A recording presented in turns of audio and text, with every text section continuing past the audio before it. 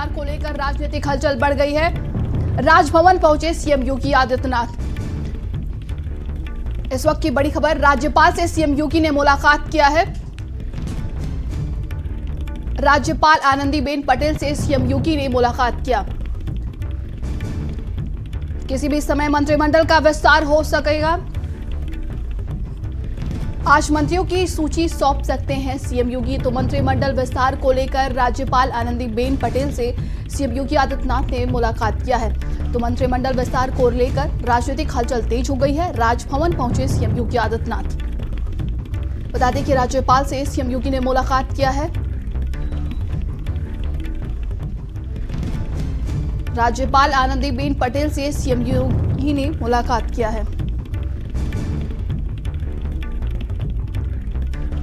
आज मंत्रियों की सूची सौंप सकते हैं सीएम योगी। 2024 लोकसभा चुनाव नजदीक है, ऐसे में मंत्रिमंडल का विस्तार होना जरूरी है। इसीलिए आज कहा जा रहा है कि मुख्यमंत्री योगी आदित्यनाथ ने राज्यपाल आनंदीबेन पटेल से मुलाकात किया है और उनको सूची भी सौंप दी गई है। और ज्यादा जानकारी के साथ स्टेट हेड वीरेंद्र सिंह जी हमारे साथ जुड़े गए हैं। वीरेंद्र जी, देखिए लगातार जिस तरीके से कयास लगाया जा रहा है कि जल्द ही मंत्रिमंडल का विस्तार होगा और आज राज्यपाल से मुख्यमंत्री योगी आदित्यनाथ ने मुलाकात किया है। देखिए, मुख्यमंत्री जो है बीजेपी की दिल्ली में बैठक चल रही थी पार्लियामेंट्री बोर्ड की, वहां से लौटने के बाद 12 बजे मुख्यमंत्री का राजभवन जाने का कार्यक्रम था और मुख्यमंत्री इस समय राजभवन पहुंच चुके हैं।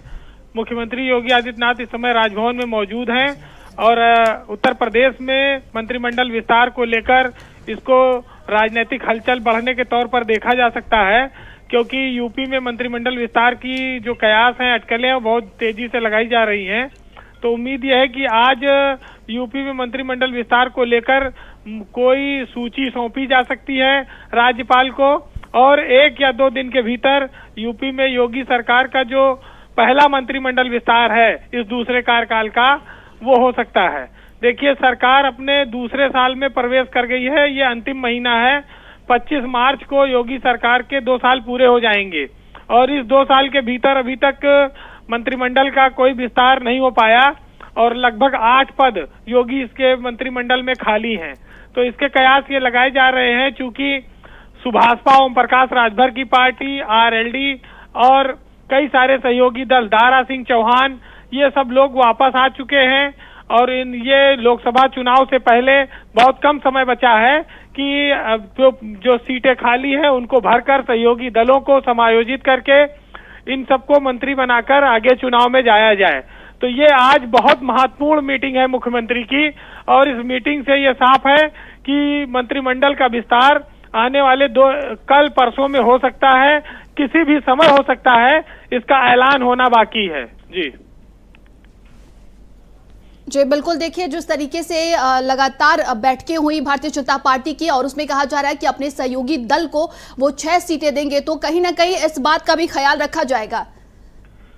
देखिए, ये तो बीजेपी की अपने सहयोगी दलों के साथ जो अपना आंतरिक गठबंधन है उसका मामला है, लेकिन महत्वपूर्ण ये है कि मुख्यमंत्री दिल्ली से लौटने के बाद सीधे राजभवन गए हैं।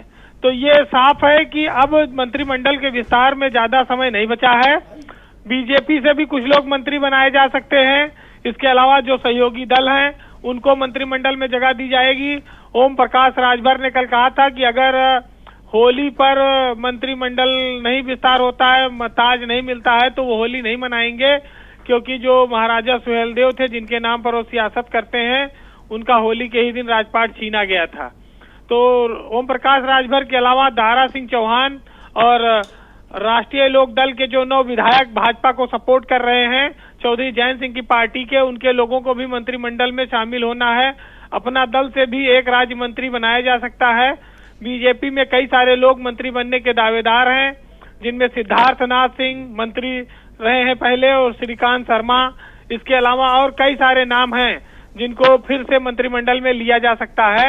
अब ये मुख्यमंत्री के ऊपर होगा, जो दिल्ली में तय हुआ होगा। आज वो राजभवन में राज्यपाल आनंदीबेन पटेल से डिस्कस कर रहे हैं और उम्मीद ये की जा रही है कि ये विस्तार आज कल परसों तक हो जाएगा।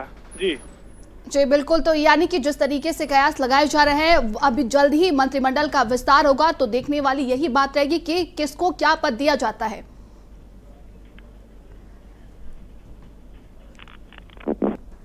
तमाम जानकारी के लिए बहुत बहुत धन्यवाद आपका।